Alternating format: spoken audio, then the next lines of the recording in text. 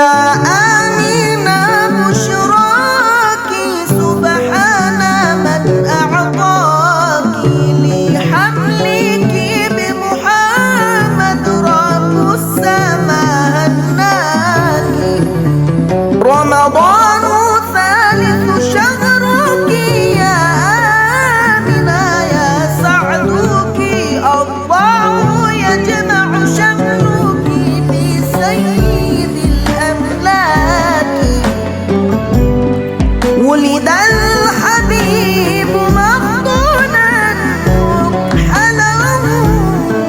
ومدهونا وحاجبا مقرونا ونوره كساك. يا آمنة بشراكي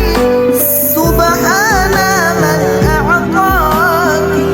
لحملك بمحمد رب السماء هناك. أعوذ بالله من الشيطان الرجيم.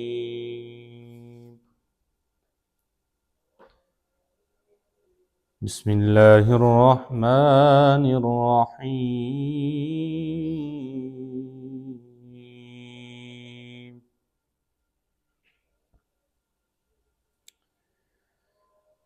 والضحى والليل إذا سجى ما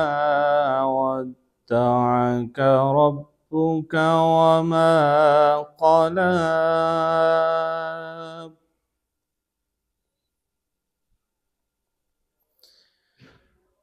وللآخرة خير لك من الأولى.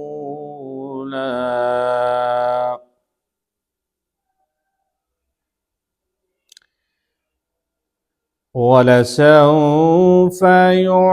يعطيك ربك فترضى.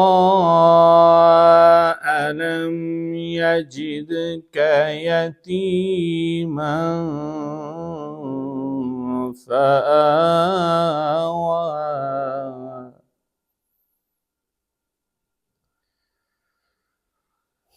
ألم يجدك يتيما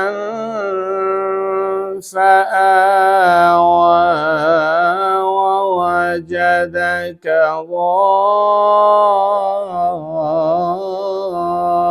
ضالا فهدى.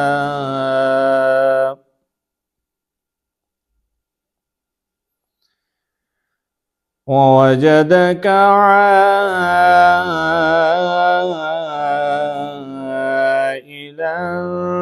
فأغنى.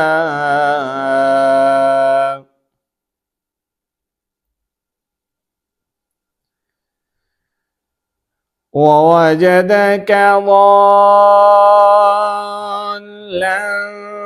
فهدى. ووجدك عائلا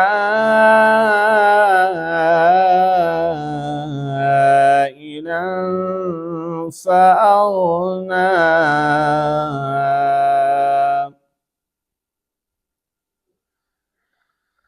فأما اليتيم فلا تقهر.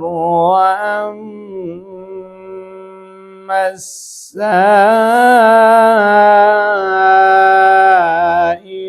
فلا تنهر. وأما بنعمة ربك فحدث. صدق الله العظيم. दिल-उल्फत सरकार बसाने के लिए है। दिल-उल्फत सरकार बसाने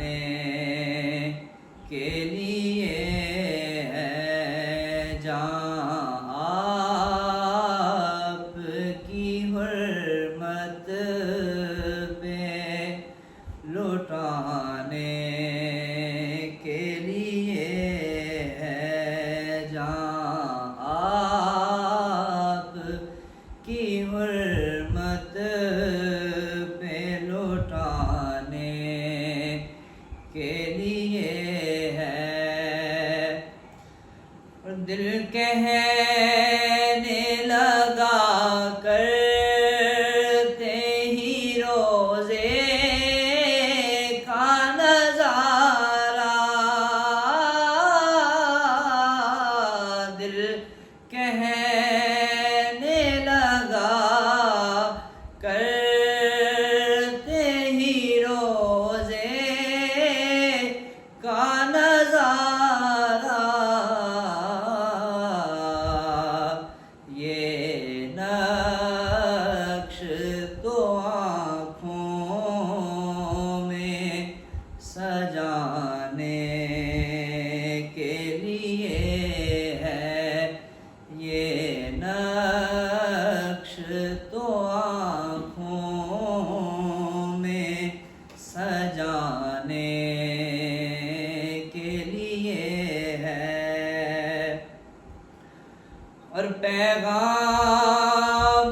سناتی ہے یہی آیات تطہیر، پیغام سناتی ہے یہی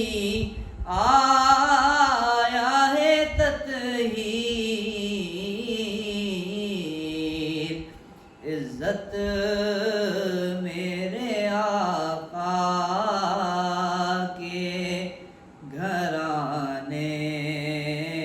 کے لیے ہے، عزت میرے آقا کے گھرانے کے لیے ہے، اور ہم امتی ان کے ہیں تو کیسے رہیں محروم،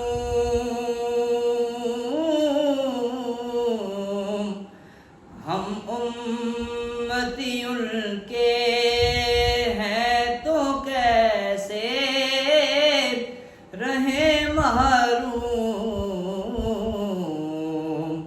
جب ان کا کرم سارے زمانے کے لیے ہے، جب ان کا کرم سارے زمانے کے لیے ہے، دل الفت سرکار بسانے کے لیے ہے۔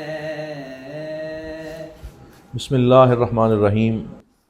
سیدنا کریم صلی اللہ علیہ وآلہ وسلم،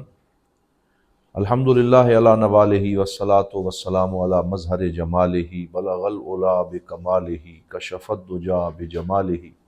حسنت جمیع خصالہ، صلو علیہ وآلہ واصحابہ وسلموا تسلیما۔ اللہم صلی علی سیدنا و مولانا محمد الفاتح لما اغلق والخاتم لما سبق ناصر الحق بالحق والہادی الی صراطک المستقیم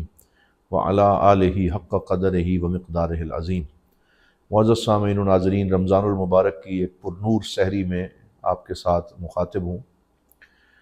حضور نبی رحمت صلی اللہ علیہ وآلہ وسلم آپ کی ذات ستودہ صفات مرکز کائنات ہے،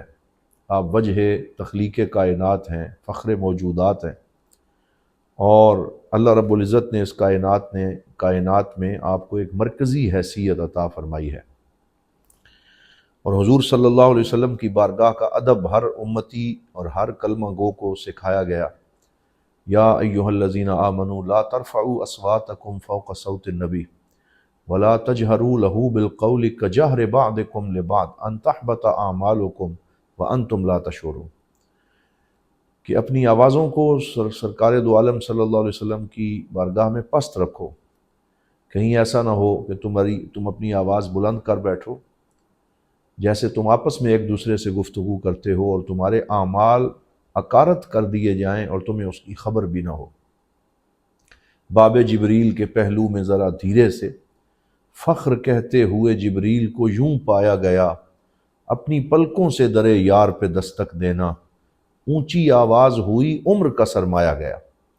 یہ بارگاہ سرور کونین ہے۔ کسی نے کہا تھا لے سانس بھی آہستہ کہ نازک ہے بہت کام، آفاق میں اس کارگہ شیشہ گری کا۔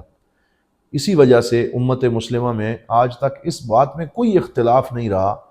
کہ حضور نبی رحمت صلی اللہ علیہ وآلہ وسلم کی بارگاہ میں ہرزہ سرائی کرنے والے کے لیے کوئی نرم گوشہ نہیں رکھا جائے گا، اسے سخت سزا دی جائے گی، اس کی معافی کی کوئی صورت نہیں ہے، بلکہ اس کے اوپر سخت تعزیرات اور حدود جو ہیں وہ لگائی جائیں گی۔ تو یہ امت کا جمہور علماء جو ہیں ان کا یہی قول ہے، اور حضور صلی اللہ علیہ وسلم کے عشاق وہ جہاں کہیں بھی ہوں،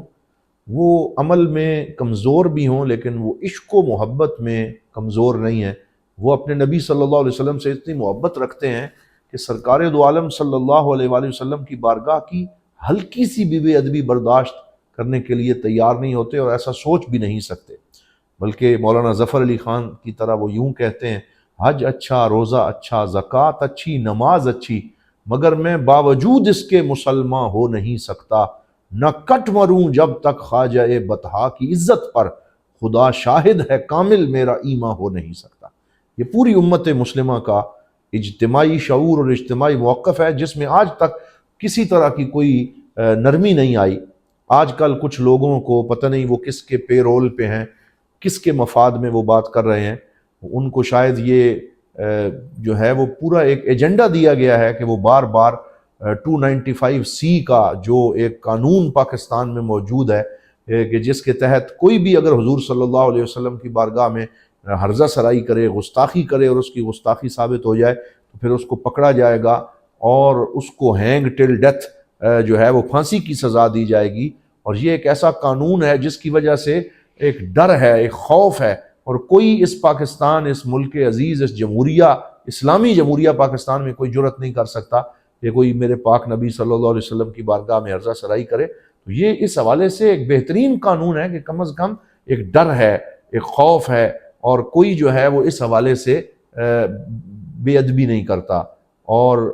جسارت نہیں کر سکتا۔ لیکن آج کل کچھ لوگ جو ہیں وہ ہمیں بار بار یہ بات کرتے سنائی دیتے ہیں کہ یہ قانون جو ہے اسے ختم کیا جائے، یا نعوذ باللہ اس کو کمزور کرنے کی کوشش کرتے ہیں، اس میں شکوک و شبہات پیدا کرتے ہیں، اور پھر یہ کہتے ہوئے نظر آتے ہیں کہ اس میں توبہ کی شک شامل کی جائے اور اس کی معافی کی گنجائش نکالی جائے۔ تو آئیے میں آپ کے سامنے آج یہ چیزیں رکھتا ہوں کہ قرآن و سنت اس حوالے سے کیا کہتے ہیں۔ سب سے پہلے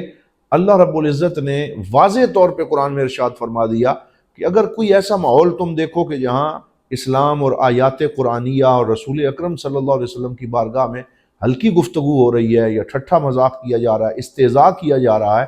تو پھر وہاں نہ بیٹھو، ایک لمحے کے لیے بھی ایسی محفل میں بیٹھنے سے منع کر دیا، اور فرمایا وَإِذَا رَأَيْتَ الَّذِينَ يَخُوضُونَ فِي آيَاتِنَا،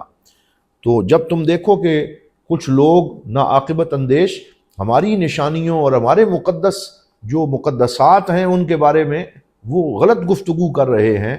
اور خوض کر رہے ہیں، یعنی نازیبہ باتیں کر رہے ہیں، فَلَا تَقْعُدُوا مَعَهُمْ حَتَّى يَخُوضُوا فِي حَدِيثٍ غَيْرِهِ، تو وہاں کبھی بھی ان کے ساتھ نہ بیٹھو، بلکہ ایک تو وہاں سے فوراً withdraw ہو جاؤ اور ان کو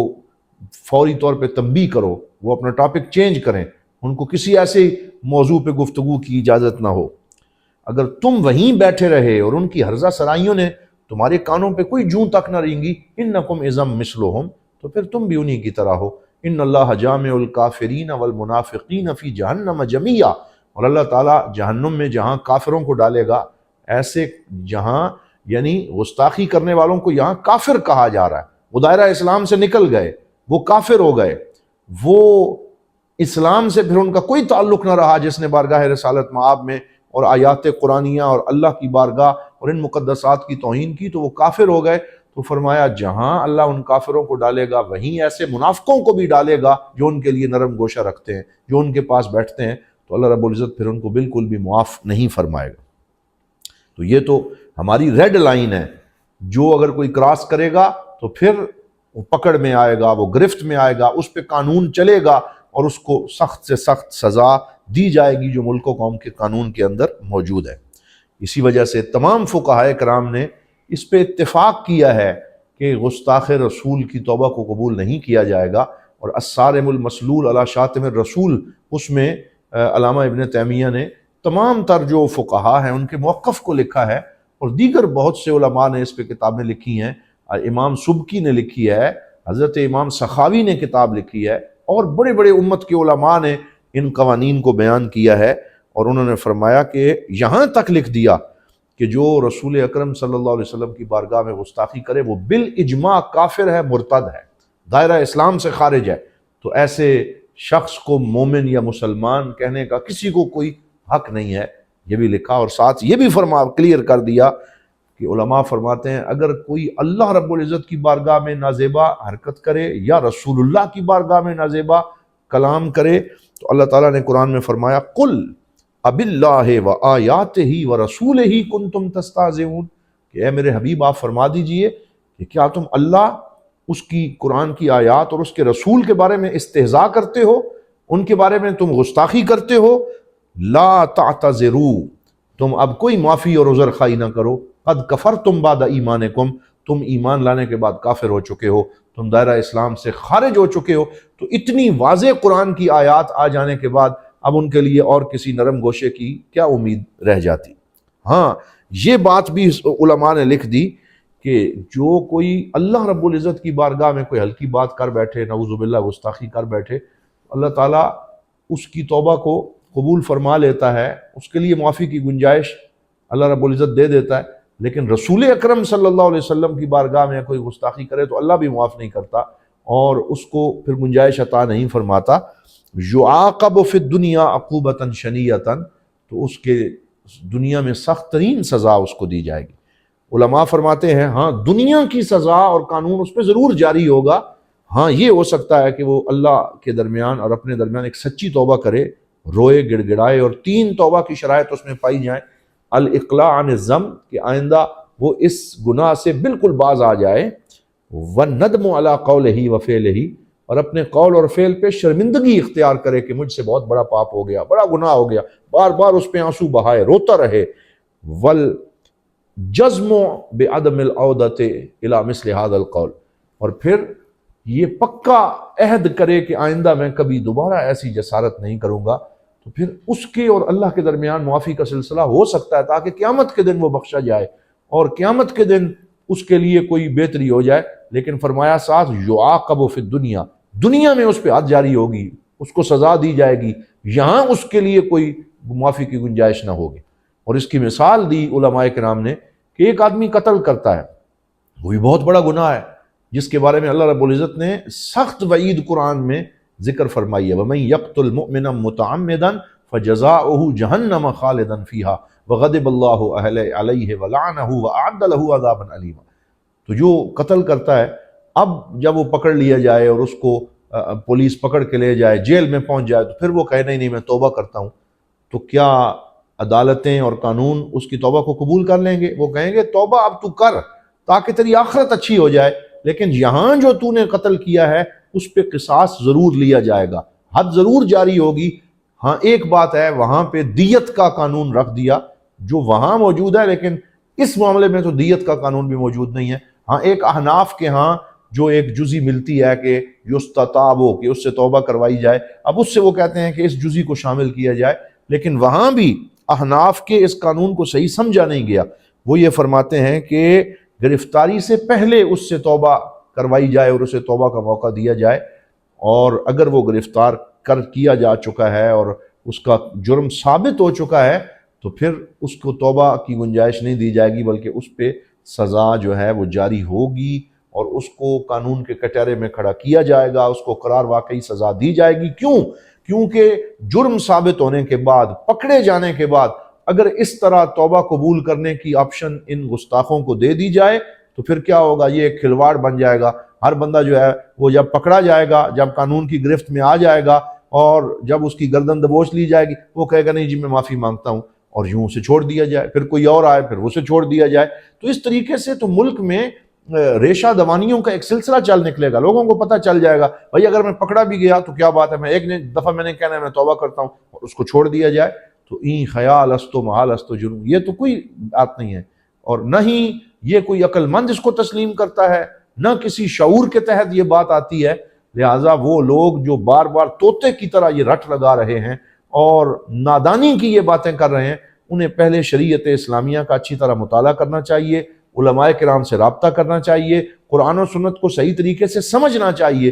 یہ قوانین رادع ہوتے ہیں، اور رادع ہونے کا مطلب ہے کہ اس قانون کا فائدہ تب ہوگا جب یہ قانون ایسے لوگوں کو ایسے جرائم سے باز رکھنے کے لیے کام آئے. قانون اس لیے نہیں ہوتا کہ اس میں سے چور دروازے دے دیے جائیں کہ سارا جرم کرو اور تم جناب توبہ کا اعلان کرو اور دوسرے دروازے سے نکل جاؤ، پھر آؤ اور پھر نکل جاؤ. یہ قانون اگر ایسے ڈھیلے قانون کر دیے جائیں تو پھر تو ان کی اس جو ہے وہ گرفت میں کوئی فائدہ اس کا باقی نہیں رہتا اور اس کی وہ روح ختم ہو جاتی. تو حضرات محترم، آج کی اس گفتگو میں ہم نے یہ بات عرض کی کہ توبہ کی اگر گنجائش ہے تو وہ بینہ و بین اللہ ہے، کہ اب وہ روئے گڑ گڑائے اور دوبارہ اپنے اس کیے پہ ندامت کرے. بلکہ بعض نے تو لکھا کثرت البکا، اتنا روئے کہ اپنے آپ کو رو رو کے گھلا دے کہ میں نے کیا کر ڈالا، مجھ سے کیا پاپ ہو گیا، کیا قصور ہو گیا، تاکہ عین ممکن ہے اللہ تعالیٰ قیامت کے دن اس کے لیے جو ہے وہ کوئی بہتری کر دے اور رحمت فرما دے. لیکن حضور نبی رحمت صلی اللہ علیہ وآلہ وسلم کی بارگاہ اتنی بلند اور عظیم بارگاہ ہے کہ آپ کی ذات کے بارے میں ہرزہ سرائی کرنے والا اس کو